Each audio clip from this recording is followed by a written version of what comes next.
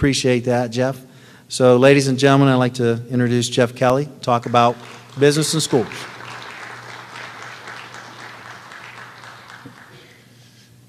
Thank you, Dr. Savini.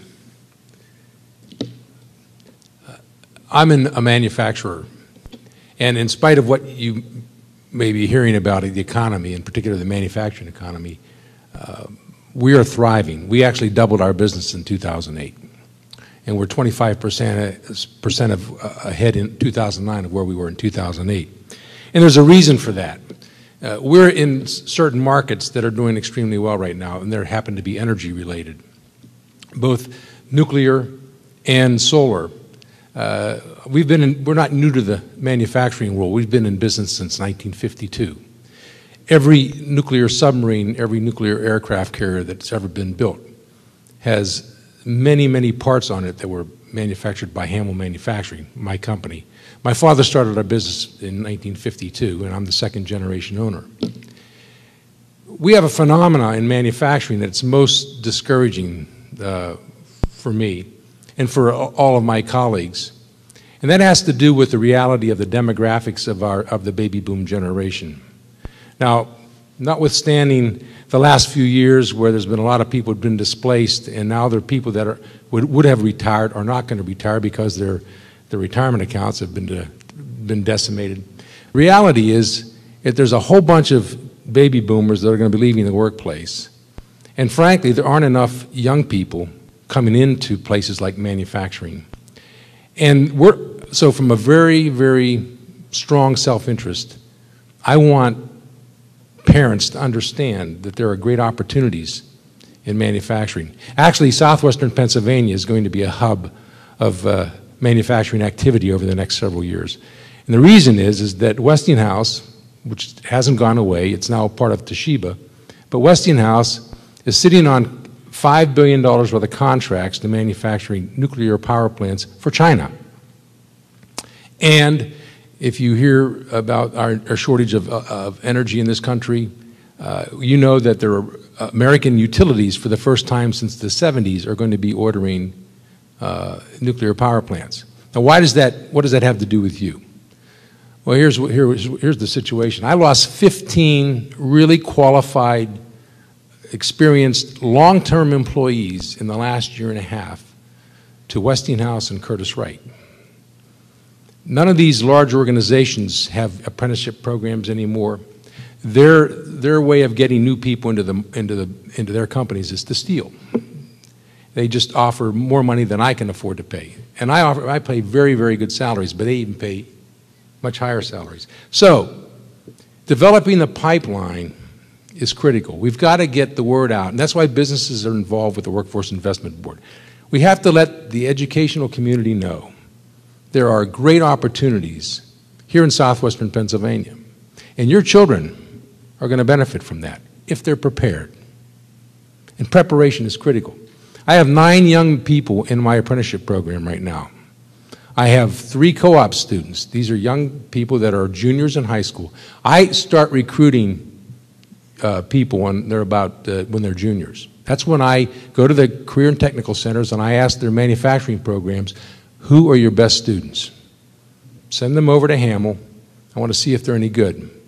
And if we bring them on board, they work through the summer, they work through the school year, and I have to tell you, I've been very successful in the last couple of years. I've hired every single one of them, put them into our apprenticeship program, and most of them finish the program by the time they're 21, and when they finish their wage is $15 an hour, and in 3 or 4 years their wages are around $20 an hour. And that's the opportunity that's available to those young people. The key thing is, though, they have to be prepared and understand what they need to do to work in a manufacturing environment. Basic math skills for a machinist is trigonometry. My machinists sit there all day long with trig calculators because it's the language of machining. So when somebody says, "Well, I'm going to have my son or daughter get a basic math education, and I'm going to stop at arithmetic," well, that's not adequate. Almost for every profession today that's looking for people, and there are a lot of professions that are looking for people, healthcare, mining, electrical utilities, power generation. There's going to be ample opportunity, again, because of the demographics of the baby boomers. There's going to be great opportunities, but the kids have to be prepared, and we have to raise the bar. Just taking some simple arithmetic course is not going to get it. I'd like to see every child, your children, every one of them here go through, get all algebra 2, geometry, trigonometry, and even pre-calculus. That's what you need to be prepared on the mathematics side. You have to be prepared to read high-level technical documents. So reading is critical. A fifth grade, an eighth grade reading level is just not adequate. In fact, if you're an auto mechanic and you see how complicated cars are these days, you know what the reading level is required to read the manuals for a GM repair man? It's grade 13 because it's complicated. There's computers, there's a lot of technology involved with autos.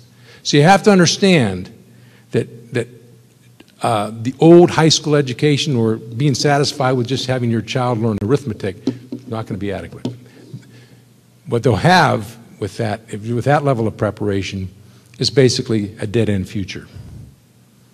But if you challenge them, if you make them take the tough courses, and if you stay involved with them, you will really prepare them for their future.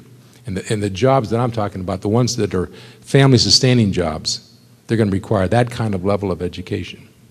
So my challenge to you folks is to stay involved with your child and take an active interest in what they're doing, and don't let them slack. Don't let them buffalo you to think that, well, this isn't important or that's important. The tougher you can make their high school years, the better off they will be in the future. Thanks for listening.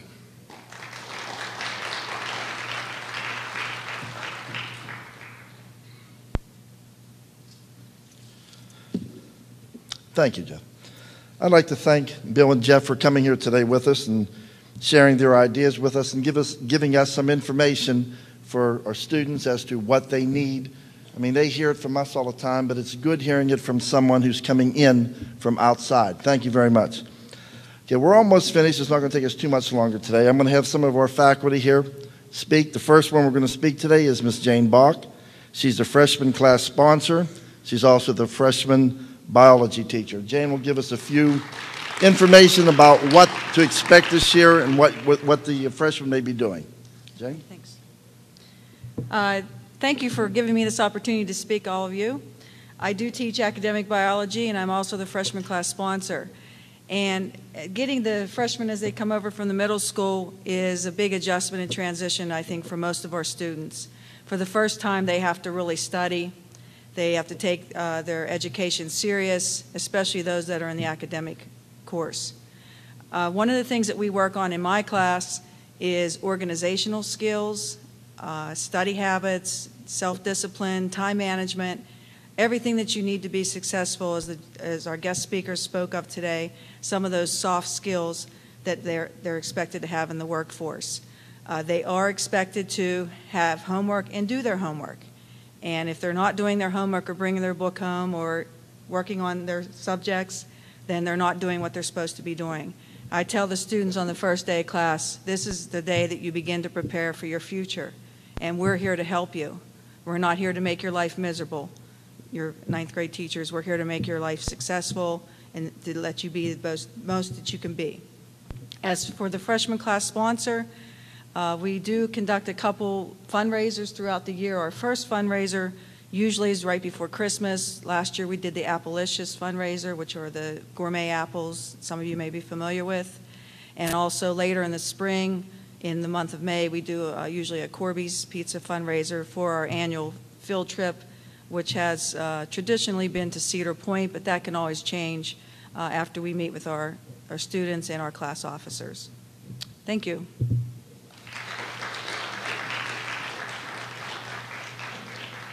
Thank you, Ms. Bach. Next to speak will be the freshman class counselor, Ms. Tricia Rolfe. Tricia will be following your students. She'll have them throughout their whole career here. She'll move with them into 10th grade, 11th grade, and 12th grade. So she'll be following them through, and she'll be following them using your portfolios that they have. Tricia?